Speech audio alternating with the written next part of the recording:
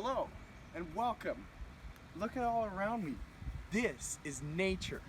It's amazing, but where did it come from? Today we're going to talk about where all this life began and the theories that people have to say, where did it come, how? So, yeah, let's do this. The first theory involves deep sea vents in the water. It's amazing. Those are volcanoes underground that will spawn life as we know it. So let us go to Daughtry, Lexington for this We are lesson. going to talk about how life was believed to have started 3.8 billion years ago by hydrothermal vents. These vents were found by Robert Baller in 1977 off the coast of South America. Life began when the ocean was filled with some of the building blocks of RNA, like amino acids and nucleotides.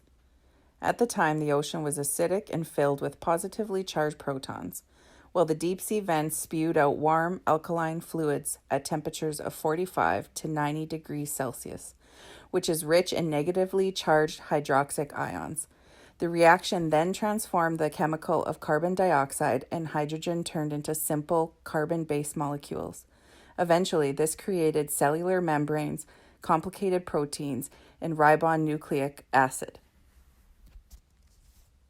Wow, thank you, Daughtry. That was amazing. But we have to move on to our next theory, which involves lightning. And it's crazy how something so destructive and crazy can become something so beautiful such as life. So now we're going to move to Reginald for our next theory, which involves crazy amounts of lightning. Is it possible that lightning provided Earth with its very first seeds of life? The primordial soup theory suggests so. Biochemist A.I. Opaline from Russia and English geneticist J.B.S. Haldane developed this theory in 1920, but it was Charles Darwin who once said, "The original spark of life may have begun in a warm little pond with all sorts of ammonia and phosphoric salts, light, heat, and electricity." But he never really looked into the theory. It wasn't until Opaline and Haldane conducted their experiment in 1952 that the theory was actually taken seriously for the first time. If so many scientists from across the globe thought about this theory, maybe it's worth looking into. The primordial soup theory was first looked into by A.I. Opaline and J.B.S. Haldane. It revolves around the concept that through a mixture of gases and a bolt of electricity hitting a pond of water, amino acids, which later turn into proteins, were formed. The two scientists tested their theory by mixing together methane, ammonia, water, and hydrogen, but no oxygen, in order to resemble Earth's barren condition 3.8 billion years ago. After mixing the gases, they electrically sparked the mixture to resemble a bolt of lightning. The outcome was murky brown water, but upon investigation, 5 identifiable amino acids were found in the mixture. Many of the amino acids had hydroxyl groups attached to them, which meant they would be more reactive and more likely to create completely new molecules over time. Hydroxyl groups are groups of atoms that are often found in organic compounds, such as alcohols and sugars. The electricity provided the molecules the energy to turn into the amino acids within the water mixture. It's believed that the primordial soup theory occurred almost 3.8 billion years ago, back when planet Earth was barren and unfit for any means of life. They believed that the building blocks of life stemmed from a simple molecule that was previously formed in the deoxygenated atmosphere and then was given life through a bolt of lightning or some other form of electricity. Opaline and Haldane also did a slightly different experiment, where they injected steam into the mixture to mimic the cloud of an erupting volcano. This was a milestone in science, as it introduced the idea that Earth's ancient early atmosphere was mostly carbon dioxide, carbon monoxide, and nitrogen. Additionally to these components, volcanic eruptions produced lightning due to the collision of ashes and ice particles. Although Earth's primordial atmosphere was not hydrogen-rich, gas clouds from volcanic eruptions did contain the right combination of molecules to help form life. Many years later, Geochemists Jim Cleaves and Jeffrey Beta found vials of the products of the original experiments and decided to take another look at them. They saw 22 identifiable amino acids, and the vials included all 20 of the amino acids found in living things. The 22 amino acids that they found were almost triple what the previous experiments had shown. Due to all of this research and solid evidence, many people believe in the primordial soup theory and that lightning is the root of the beautiful world in which we live in. That was quite amazing. Lightning is insane. Thank you, Kaylee. But for our next one, the one I personally like the most is about intelligent design. I know it's crazy, thinking that there could be something out there that could help life flourish. So we're going to go to Isaac Newton for this one. Well, the modern theory of intelligent design was first proposed in the late 1970s and the early 1980s by a group of scientists, Charles Thaxton, Walter Bradley, and Roger Olson. They were trying to reason with the biggest question in biology, the origin of information, that is, the DNA molecule. The theory was accused of creationism, but the theory is really based on observations of nature which it attempts to explain based on what we know about the cause and effect structure of the world and the patterns that generally indicate intelligent causes.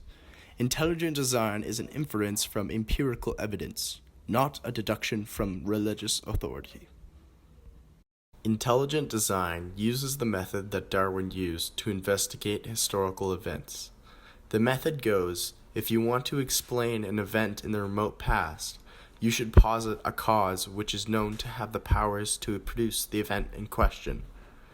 Theorists use this scientific method to create a strictly scientific theory that makes the case for intelligent design. The theory goes, we know where information can originate from. We know that it can originate from intelligent sources, such as humans. This type of information is like computer code, sentences, pictures, and all the other things humans can create to communicate. So we can infer that information can only come from a mind and not a material process.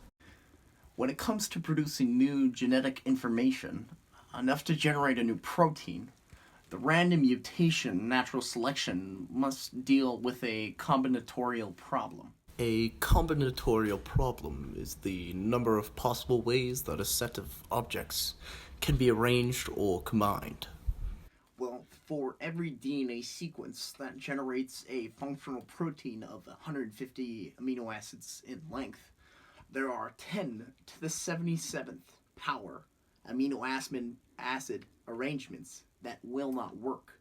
To put that in perspective, there's only 10 to the 65 atoms in our Milky Way galaxy. So that is a minuscule number that works.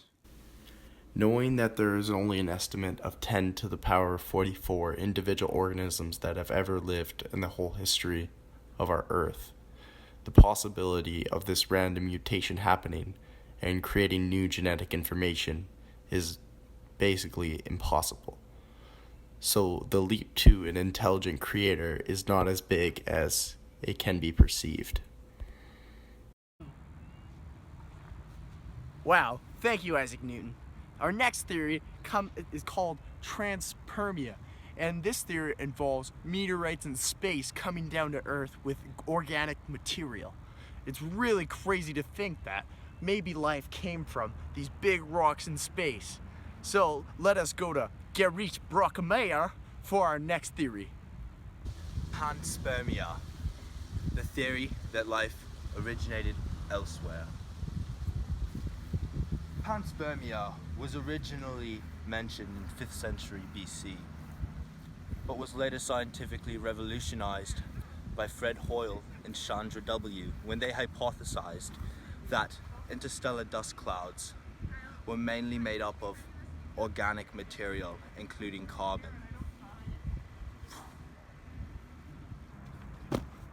Wow, thank you, Gerrit. That was an amazing theory. Those rocks, man, crazy. But our next one comes from Constantine Stewart, and this theory is the one that holds the most ground. It's called modern theory. So let us go to him for our last and final theory. And I thank you all for watching this video, because from deep down in my heart, I love you all.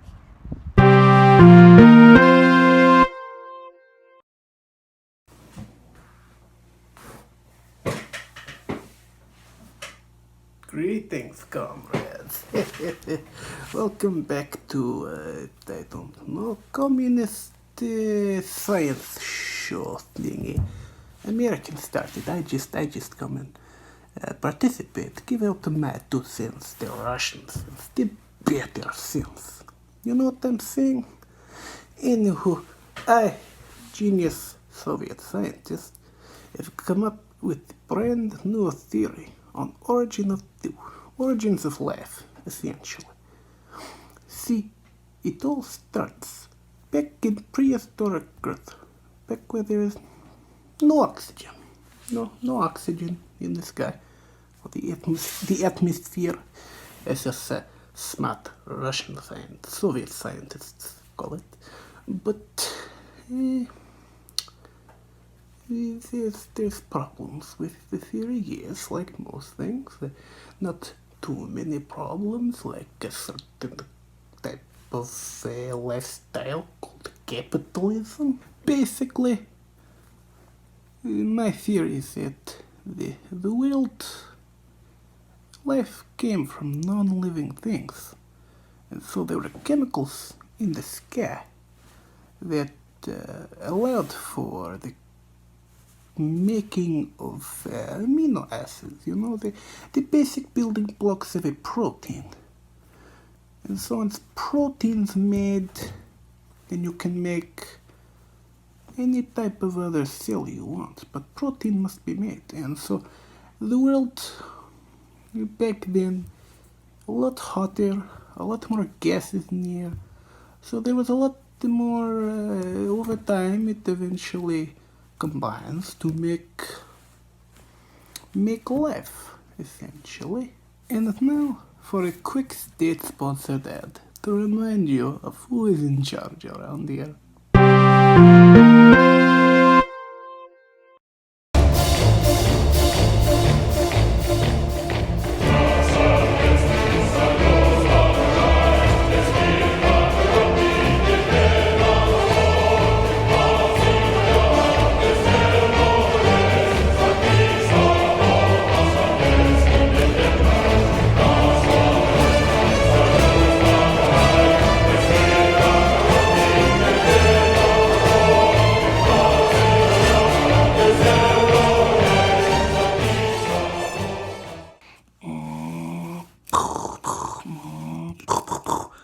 Oh, and now for every communist's favorite time.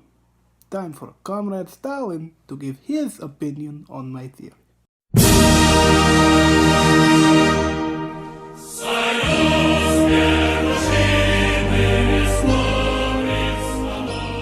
Make Comrade Stalin smile down upon each and every one of you as well. And that is all I have to say on my theory for the origins of life.